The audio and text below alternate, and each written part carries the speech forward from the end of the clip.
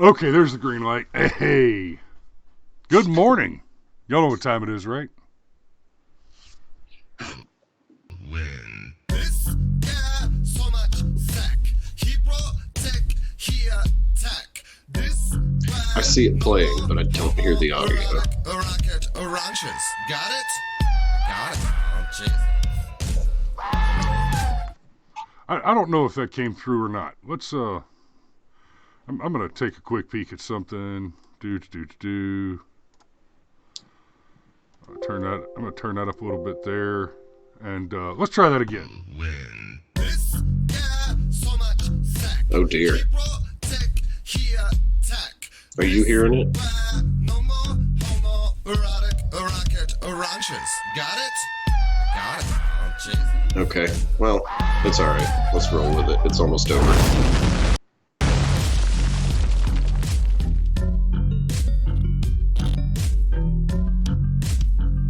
So much wang.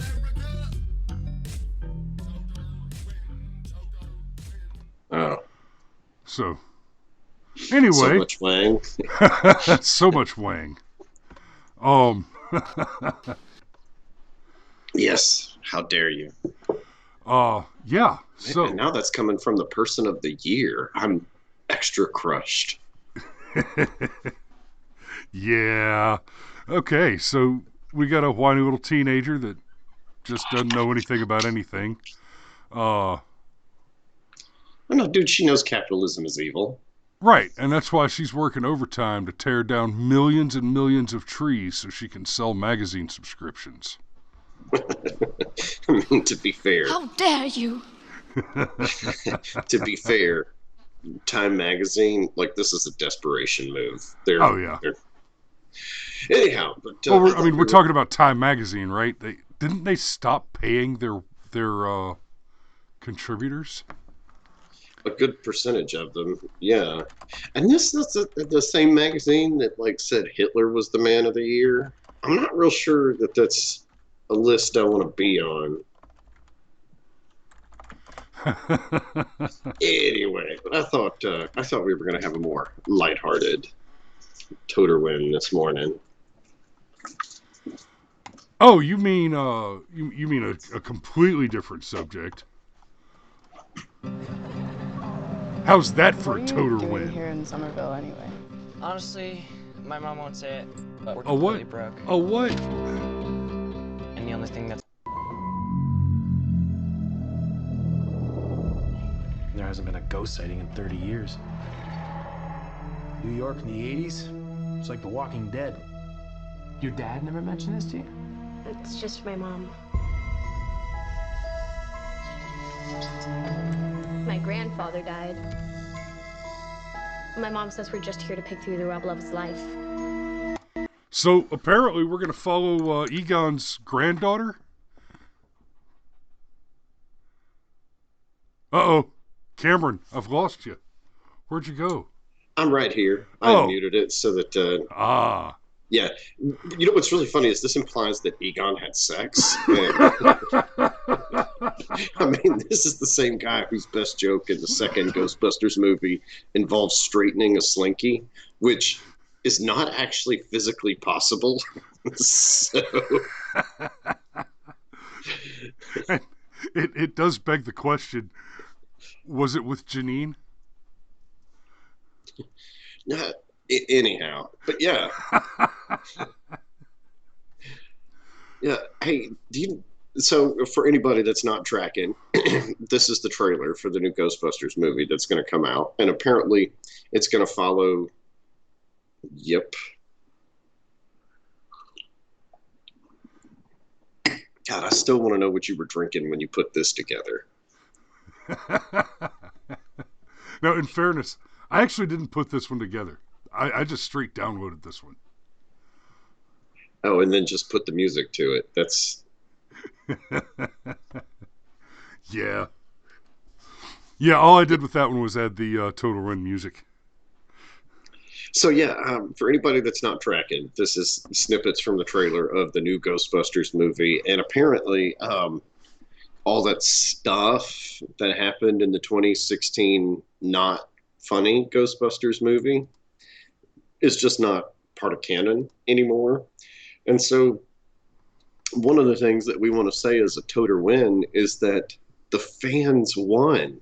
Because, look, I'm sorry. If you laughed at one or two parts of the 2016 Ghostbusters movie, You can be forgiven.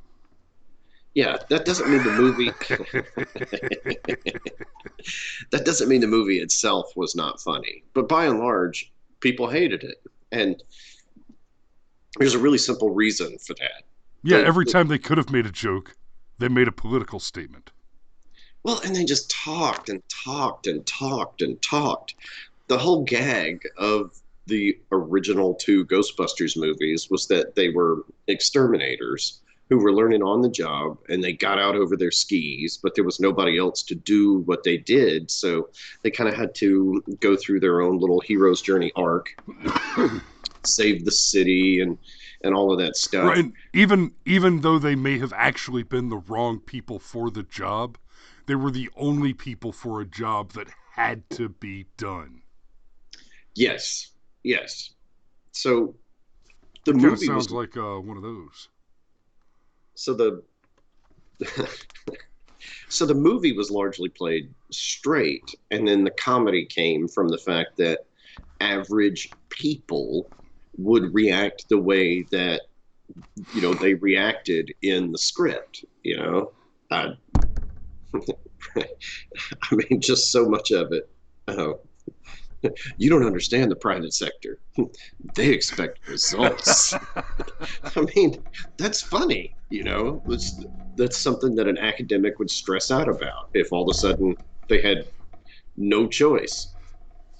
Whereas the 2016 Ghostbusters movie, I mean, like, seriously, I just want to stress, nobody talks that way. That's part of what was so hard to get through in that movie. It was just like every scene felt like it should have ended about 17 seconds before it did, but they just talked and talked and talked and talked, and it was awful. I mean, nobody talks that way outside of Saturday Night Live, and even Saturday Night Live has to cut to the occasional commercial break, so they've got to cut it off at certain points.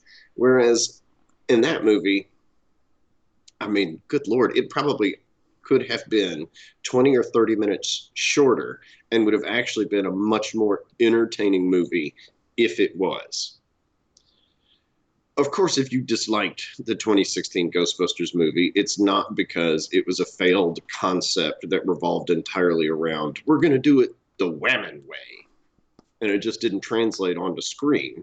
It wasn't the director's fault. No, it wasn't any of that. It was because you are secretly a misogynist. And if you're a girl that didn't like the new Ghostbusters movie, it's because you've internalized the patriarchal misogyny. Not that it just, was a really mediocre, ho-hum, blah movie that was inevitably going to be compared to one of the most hysterical movies of all time. It already had a high bar to jump over. And then it just didn't jump. And then it just didn't really jump. So, because much like the general difference between men and women, it was time for action. And we got talk. Oh, wow. That was an incredibly misogynist joke there, Chris. I feel like you're subtly contradicting my point for the sake of irony. That is well played, sir. I thought I was rather making your point. It was a movie about people who were supposed to do things, and they talked and talked. I mean, to be fair, there was like a big CGI climax, if that counts.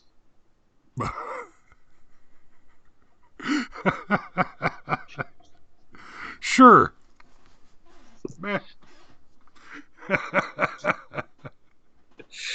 Here's the other side of the Totar Win, though. Capitalism, baby. All day, Amen. All night, capitalism. Because Sony wants to make money. And Sony has to know that if they were to release a part 2, if they were to release a part 2 of the 2016 reboot of Ghostbusters, it would not make money. In fact, to make a similar movie would be very expensive because it would be extremely special effects heavy. And of course, the four leads would ask for more money because they deserve it because they're women and they need every penny that a man gets. Look, Greta, you're person of the year. I think you can just. Maybe Greta should be in the new Ghostbusters movie. How dare you? Maybe I need some more Greta quotes. No. I don't know. That one's hard to walk away from, though. Yeah, I get the feeling that's going to be one that, like, shock jocks are using, like, for years. I mean, I'll give her this. As actresses go, she nailed her beat. People are dying. Anyhow, but capitalism is the winner here because Sony, at the end of the day, is a company. And companies exist for one thing, to sell something. And they sell something for only one reason, to turn profit. It's just that simple. That's the only reason any corporation has ever existed. I mean, outside of people trying to shield criminal activity and so forth. So that's the only reason any legitimate corporation has ever existed. No. Wait. People trying to shield criminal activity with a corporation are doing it to make a profit. That's true, but I'm just trying to make the point that if we're going to look at things in the context of good faith and why do they exist and so forth, corporations by and large exist to sell a product to turn profit. Sony, they've had themselves a couple of hits here lately. They made money with the Spider-Man flick. They made money with the Venom flick. And they know they've actually got a property with a whole lot of baked-in hardcore fan base with a ton of nostalgia in Ghostbusters. And so they're like, do we get more woke and go more broke? Or do we actually try and give the fans what they want, which is a continuation of the story from the first two Ghostbusters movies? And while the trailer here doesn't get me terribly excited, it looks like it'll be a good movie, but not a great movie. I don't know. I could be wrong. All right. But they did decide to play to me. Okay. Harold Ramis is dead. Real quick, I was pretty happy with chunks of this trailer, like this. It has a gunner seat?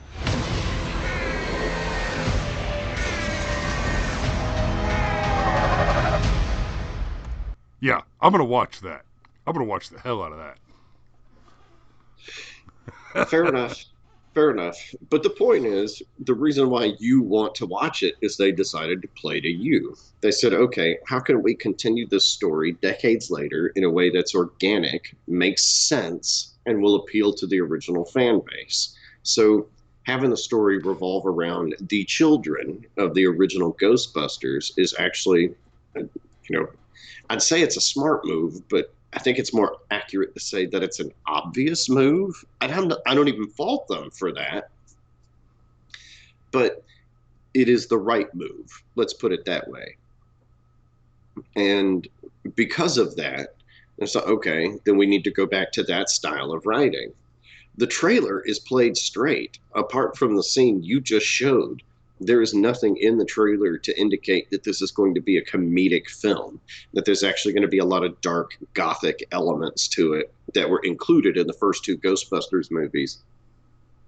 Only this is going to be like Goth on a Farm, apparently, which is fine. Makes it more of a haunted house flick. But it's all because of capitalism.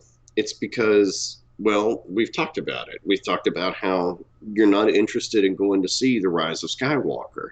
And it's because, it's not even that I hate Star Wars. It's that I'm just so flat. I'm so meh every time I watch The Rise of Skywalker trailer. I was excited watching The Force Awakens trailer. I wasn't exactly excited watching The Last Jedi trailer, but I was intrigued. The whole thing about Luke Skywalker is obviously going to be a curmudgeon. Oh, okay, that's interesting.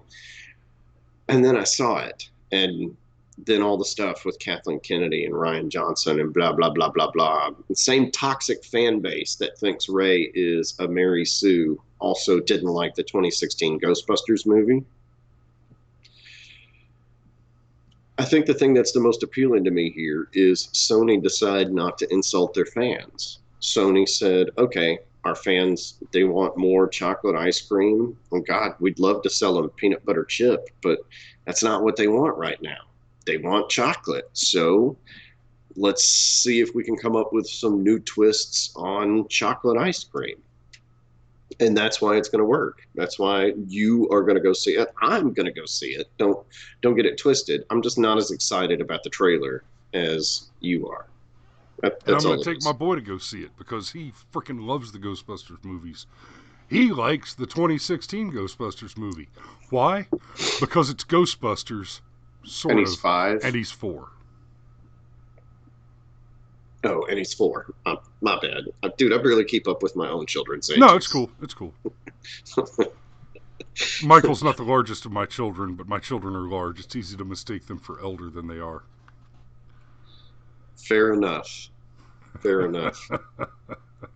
Man, but that's all I got this morning. It's a win for nerd culture. It's a win for internet fans. Hell, it's a win for internet trolls. And oh yeah, it's a win for capitalism. And America. Damn it. Yes. Because we deserve a better Ghostbusters movie. You know, okay, and let me...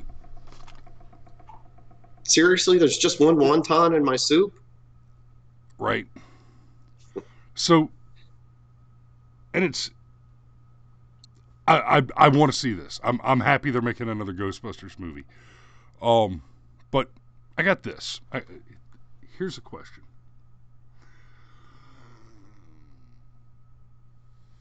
Why does there not appear to be a market for original films? The whole woke culture SJW thing has gotten so out of hand that it's like you can't sell a movie today unless you're taking something away from a white man. Like, unless your movie pitch is, hey, you know how everybody loved Big Trouble in Little China? Well, we want to take that movie back from the white man. We want to take it from him for this person or this group or this group. If you want a movie if you want an LGBT movie, you want a woman movie, you want a black movie, you want a whatever movie, write one. And here's the thing. This isn't, stop taking my movies. Here's the point that I really want to make here. If the thing that you do for your SJW cause, we want a movie, we want a black movie, we want a woman movie, we want a gay movie, if the thing that you do to get that movie that has your special identity attached to it is you overwrite somebody else's movie, let me tell you what you're doing. You're proving the argument that you are less capable. If the only way you can have is by stealing, then the argument that you're proving is that you're not capable of earning. You're proving that you are lesser. So, how about don't do that? See, I think to a certain extent you are entirely correct, but that's not how they see it. It's not that there's not a market for original stories. There is a market for original stories. Part of the point is the taking things away from. Like, part of the point is smashing the patriarchal structure, and we're going to prove, like Ghostbusters, for example, we're going to prove that this formula works just as well with the sensibilities of the 20-aughts starring a female cast instead of the brilliant comedic timing of the actors that were in the original and the fantastic script by Ivan Reitman. And they also, I think, somewhat understand that in order to prime the public for accepting SJW extremism in pop culture is it has to be attached to other things first. You have to slide and shift the Overton window. You can't lurch it one way or another because then people's bullshit meters go off. So they're getting us used to a world where this is the new norm. And in order for this to be the new norm, we have to tear down what was normal. It's like the new James Bond movie, where the new James Bond is basically a bisexual black female. Why not just write a story about a kick-ass spy who's a bisexual black female and make it its own thing? Well, because it might flop on its face. But not just that it might flop on its face. James Bond is a very stereotypical male power fantasy. You're the hero. You sleep with beautiful women. You drink whatever you want. You gamble. You're allowed to just murder bad guys under writ of the Crown of England. And just because that's a male power fantasy doesn't make it an evil thing, but it is kind of a male power fantasy. So we've got to dismantle it because it's a symbol of the patriarchy. And when you couple that with the fact that if we just made a movie about a spy that was a black female, it might flop. That's what's really going on here. It's because it's agenda driven. And it's not just the agenda of promoting the current ideal, but it's the agenda of tearing down the old ideal. It's why they attach it to all of these properties that guys like you and I grew up with. Because, well, we've talked about it. We've talked about this before. It's like when you talk to a lefty about tax cuts, and they ask the question, "Well, are the millionaires and billionaires going to get a tax cut too?" Well, yeah, but you're going to have more money in your pocket. Well, I don't want it. It is a thing in leftism. They don't want good things for themselves if they cannot have those good things if they can only have those good things without causing harm. If they cannot cause harm when they achieve benefit, it's hard to even it's so insane that it's hard for me even to articulate it in language. But essentially they don't want a candy bar unless they can murder somebody to get it. If there's no way to have it without murdering somebody to get it, then they're not interested in it. Well, it's because everything they've done is based entirely off emotion.